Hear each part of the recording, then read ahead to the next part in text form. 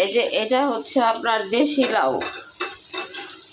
দেশি লাউ আমার তো রাতে সকালে আমি রুটি খাই, ওই শুধু সবসময় সবজি দিয়ে খাইতে ভালো লাগে না।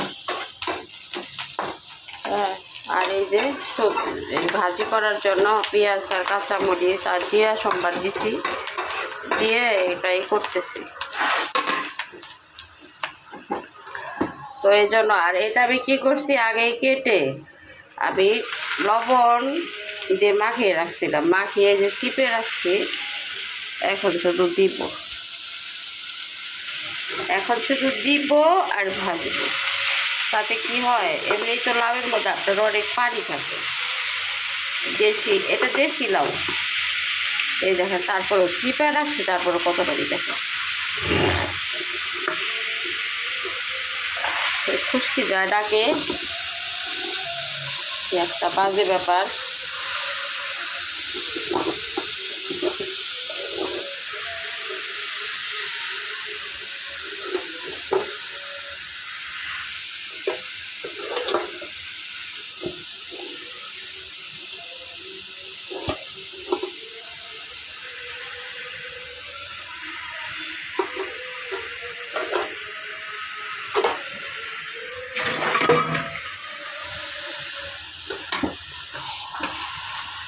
কড়াইটা মনে হয় ছোটোই হয়ে গেল।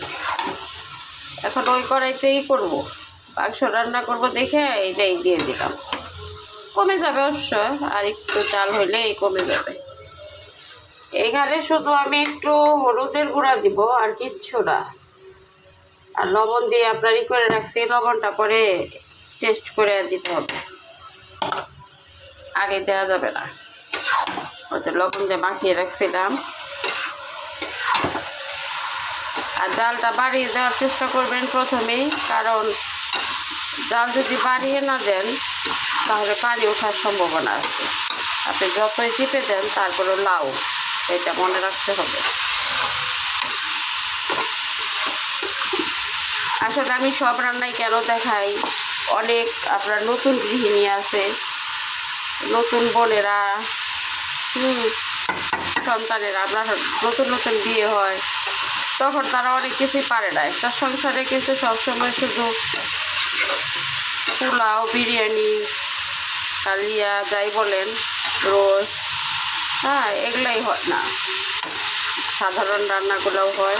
সেই জন্য আমি সাধারণ রান্নাগুলোও দেখাই, যাতে যারা না পারে, না বুঝে, তারা করতে পারে, তাদের সহযোগিতা হয়। তাদের সহযোগিতার জন্য আমি এগুলা সবই দেখাই, কারণ এগুলো আমাদের নিত্যদিনের খাবার।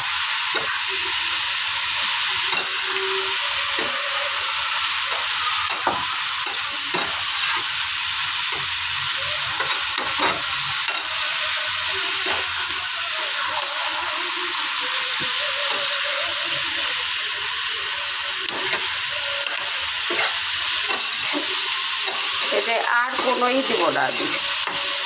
ধনিয়া পাতা নাই, ধনিয়া পাতা থাকলে ধনিয়া পাতা দিতাম। কেমন জানি একটু ঠান্ডা ঠান্ডা লাগতেছে, গরমে গরমে ঠান্ডা লেগে গেছে।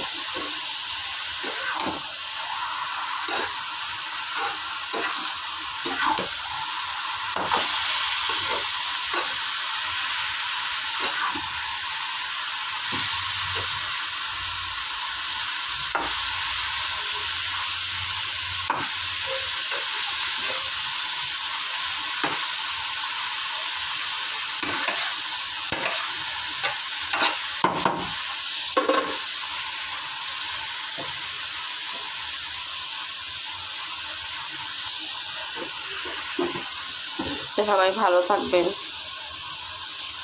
আল্লাহ হাফেজ।